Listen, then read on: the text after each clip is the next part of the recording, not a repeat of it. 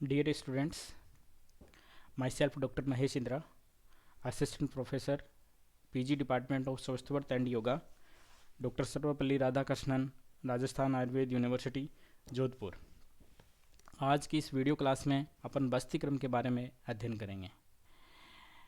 बस्ती क्रम जो है, बस्ती क्रिया जो है, वो षट क्रम की सेकंड प्रोसेस है, द्वितीय क्रिया बताई गई है। इसका प्रयोग, बस्ती का प्रयोग मुख्य रूप से लोअर जीआईटी, बड़ी आंत्र और मलाशय के शोधनार्थ प्रयोग में लिया जाता है। उस भाग में स्थित दोषों को दूर करने के लिए प्रयोग में किया जाता है। वर्तमान में जो एनीमा अपन प्रयोग में ले रहे हैं वो बस्ती का ही सुदृढ़ रूप है। प्राचीन काल में इसका प्रयोग बस्ती के रूप में ही किया जाता था और वर्तमान में यह एनीमा के रूप में भी कुछ लोग इसको प्रयोग करते हैं और बस्ती का भी प्रयोग किया जाता है। अभ्यास, किस समय इसका अभ्यास करना चाहिए बस्ती का, तो उसके लिए प्रातःकाल और सायंकाल दोनों ही समय उपयुक्त बताए गए हैं। लेकिन बस्ती का अभ्यास हमें बहुतायत में खाली पेट में प्रयोग करना चाहिए। तो प्रातःकाल का इसका समय है वो श्रेष्ठ समय है। प्रातःकाल अपन को इसको प्रयोग में लेना चाहिए, बस्ती का अभ्यास करना चाहिए। आवर्ती के बारे में कहा गया है कि जब तक मल जो है उससे रहित स्वच्छ जल का जब तक निष्कासन नहीं हो, अर्थात केवल शुद्ध जल जब आने लग जाए, मल का बिल्कुल नाश हो जाए या बिल्कुल शुद्धता की स्थिति आ जाए, तब तक अपन इसको बस्ती क्रम का अभ्यास कर सकते हैं। बस्ती क्या है? नाभिद घन जले पायौ नैस्त नाल उत्कटाशन है, आधार आंकोचनम कुर्यात अक्षालनम बस्ती क्रम तत्। नाभि दग्ध भरे मतलब नाभि तक भरे हुए जल में, पायौ यानी गुदा, नैस्त नाल मतलब एक नलिका के द्वारा, नलिका लगाकर, उत्कटासन यानी उत्कटासन की जो स्थिति बताई गई है उस स्थिति में आपको आना है और उसमें क्या करना है, फिर आधार आंकुचनम कुर्यात, आधार यानी मूलाधार भाग को आंकुचन करना है, कुर्यात जिससे पानी का अंदर प्रवेश होगा और फिर उसको अक्षालनम, फिर उसको धोएं, और यह बस्ती क्रम कहलाता है। अर्थात उत्कटासन की स्थिति में नाभि तक का भाग है वो पानी में डूबा हुआ हो और गुदा भाग में नलिका को यूज करके उस भाग को आंकुचन करें और देन उसका अक्षालनम करें, यह बस्ती क्रम कहलाता है।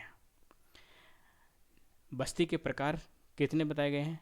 जल बस्ती है, शुष्क वस्तीर बस्ती च द्विधो स्मृतौ, जल बस्तिम जले कुर्यात इच्छुक वस्ती सदाक्षितो। मतलब जल बस्ती, शुष्क बस्ती, दो प्रकार की बस्ती बताई गई है। कौन सी बस्ती? एक तो जल बस्ती और एक शुष्क बस्ती। जल बस्ती जले मतलब जल में जो प्रयोग करते हैं, जल में जो अभ्यास करते हैं, वो जल में जो की जाती है वो जल बस्ती है। और शुष्क यानी भूमि पर या स्थल पर जो की जाती है वो स्थल बस्ती या पवन बस्ती है। गहरण संहिता में ऐसा बताया गया है। तो जल बस्ती क्या है? जल बस्ती के बारे में लिखा है, नाभिमग्न जले पायु नैस्त नाल उत्कटाशन है, आकुंचनम प्रसारम च जल बस्ती समाचरेत। जल बस्ती का अभ्यास अपन जल में करेंगे। कैसे करेंगे?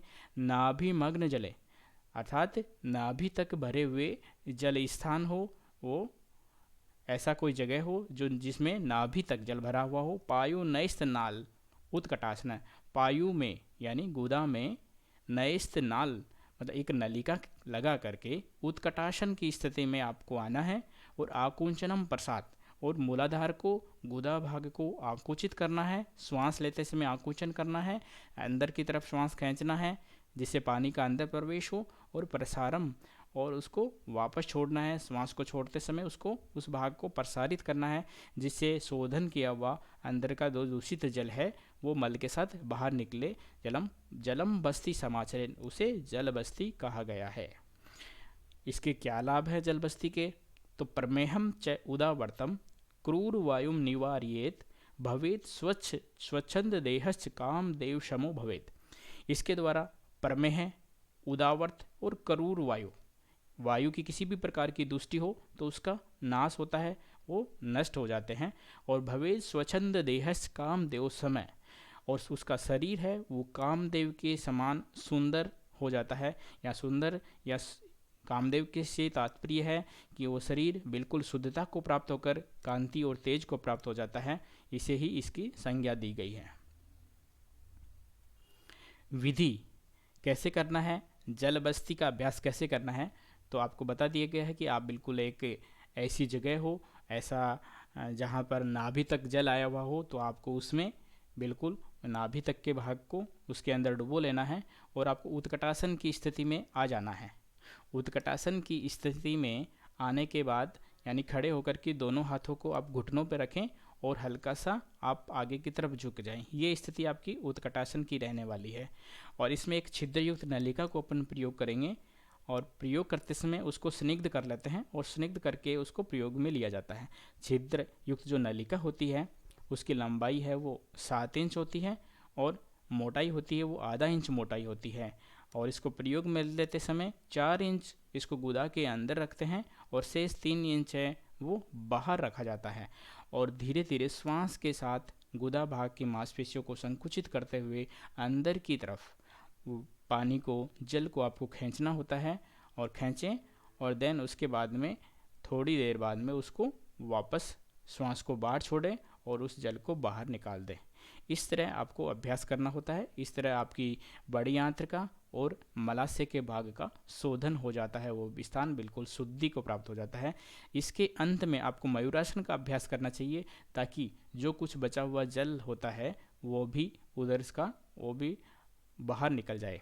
और ये सब अभ्यास आपको योग्य शिक्षक के निर्देशन में अभ्यास करना चाहिए। इसके बाद दूसरी आती है पवन बस्ती। पवन बस्ती के बारे में लिखा है, पश्चिमो उत्तान तो बस्तिम चालित्वा शने शने अश्विनी मुद्रया पायुम आकुंचेत प्रसारियेत एवं अभ्यास योगेन कोष्ठ दोषो न विद्यते विवर्धियेत जठराग्निम आम वातम विनाशेत। तो पवन बस्ती का प्रयोग या स्थल बस्ती का प्रयोग आपको पता है बिल्कुल स्थल पे या भूमि पे किया जाता है। तो इसमें क्या करना है आपको, पश्चिम तान तो पश्चिमोत्तानासन की स्थिति, पश्चिम तान की स्थिति में आपको आ करके फिर उसमें आपको अश्विनी मुद्रा धारण करनी है, और उसके बाद आपको गुदा भाग को पायुम आकुंचन प्रसारियत, आकुंचन करना है, प्रसारियत ये सने सने आपको चालित्वा बस्ती धीरे धीरे आपको इसका चालन करना है। एवं अभ्यास योगेन, इस प्रकार के अभ्यास से यानी पवन बस्ती के अभ्यास से कोष्ठ दोषो न विद्यते, कोष्ठ में किसी प्रकार का दोष, जो वात पित्त कफ तीनों दोष बताए गए हैं, उसकी किसी प्रकार की दुष्टि नहीं रहती है। दोषों के समन की स्थिति यह पवन बस्ती का अभ्यास करता है। विवर्धियेत जठराग्नि, और जठराग्नि को वर्धन करता है, जठराग्नि को प्रदीप्त करता है। और आम वातम विनाशित, और आम वात का है वो विनाश करता है। इस तरह इसका अभ्यास करने से ये लाभ अपन को प्राप्त होते हैं। विधि ये अपन को आपको बताया है कि विधि कैसे करनी है, पवन बस्ती का अभ्यास या स्थल बस्ती का अभ्यास कैसे करना है। तो इसमें पश्चिमोत्तानासन में अपन क्या करते हैं, पश्चिमोत्तानासन में अपन सीधे पैरों को बिल्कुल सीधा करके और अपने फोरहेड को या नोज़ को अपन घुटनों पे लगाने का प्रयास करते हैं, ये होता है पश्चिमोत्तानासन। लेकिन इसमें अपन सरल पश्चिमोत्तानासन का अभ्यास करते हैं। इसमें अपन को फोरहेड को नीचे टच नहीं करना है। अपन को सामान्य सरल पश्चिमोत्तानासन में केवल हाथों के अंगूठों से, हाथों की अंगुलियों से, या आपको केवल पैरों के अंगूठों को पकड़ना है। ये है सरल पश्चिमोत्तानासन। इसमें ही आपको अश्विनी मुद्रा का अभ्यास करना है और धीरे धीरे वायु को अंदर की तरफ खींचना है, और फिर उसके बाद में दूषित वायु को वापस प्रसार के द्वारा आप बिल्कुल ढीला छोड़ करके श्वास को बाहर निकाल करके उसको बाहर निकाल देना है। और ये सब अभ्यास भी आपको योग्य शिक्षक के निर्देशन में ही आपको अभ्यास करना है। सावधानियाँ क्या आपको रखनी है, इसके लिए आपको इसमें ध्यान रखना है कि जो उच्च रक्तचाप के रोगी हैं उनको ये अभ्यास आपको नहीं कराने हैं। या पाचन संबंधी जिनको गंभीर रोग हैं, उदर से संबंधित जिनको गंभीर रोग हैं, उनको ये अभ्यास नहीं कराना है। हर्निया के रोगी हैं उनको अभ्यास नहीं कराना है। गर्भवती महिला इस अभ्यास को नहीं करे। अल्पायु बालक हैं कम उम्र के जो बालक हैं वो भी इस अभ्यास को नहीं करना चाहिए। और शल्यक्रम रोगी जिन रोगियों को, जिन साधकों को अभी अभी या कुछ समय पूर्व शल्यक्रम हुआ है, उनको भी कम से कम 6 माह तक इस अभ्यास का प्रयोग नहीं करना चाहिए। और अगर ये सब आपको करना है तो उचित योग शिक्षक के अभ्यास के निर्देशन में ही आपको ये अभ्यास करना है। लाभ: गुल्म प्लीहोदरम चापी वातपित्त कफोद्भवा बस्तिक्रम प्रभावेण क्षीयन्ते शक्लामया। इसके प्रभाव से क्या होता है? बस्तिक्रम से गुल्म